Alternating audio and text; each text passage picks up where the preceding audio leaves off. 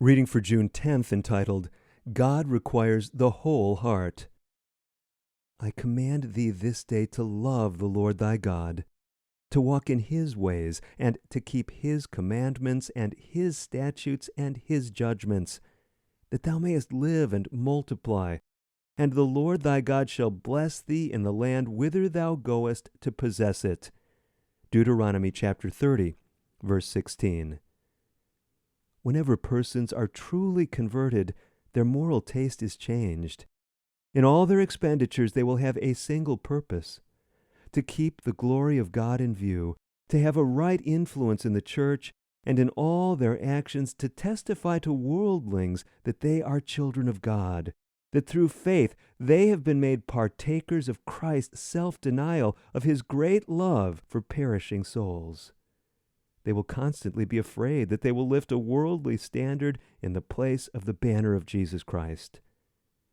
What an account will those in blank have to give, who have the Bible to guide them as to the spirit and action they must have in order to lead souls out of darkness to the path cast up for the ransomed of the Lord to walk in.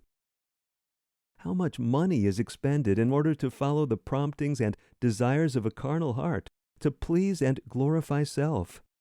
How much means might flow into the Lord's treasury that is employed upon self? And in the judgment, those poor tempted souls who have lived to please themselves will see these things as God has estimated them. They will see how they might have saved and helped if they had not been so absorbed with self. Everyone who has a knowledge of the truth has a work to do to come into sympathy with Christ. Ye are laborers together with God. The salvation of the soul is above every other interest. How much higher than every other enterprise is measured by the cross of Calvary. There is work given of God for everyone to do. There are to be no idle ones. Not one is to be selfish and self-centered. It is very easy to become thus, and Satan is constantly working that this selfish spirit shall be manifested by professed Christians. I wish I could make the church understand how terrible a thing it is to profess to be Christians, while in the place of leading heavenward, their thoughts, their actions, are of a character that suits the plans of Satan, for he can use them as decoys to lead others away from true piety and earnest Christian work. Salt that has lost its savor can never benefit the world. It is thenceforth good for nothing but to be cast out and trodden under foot of men.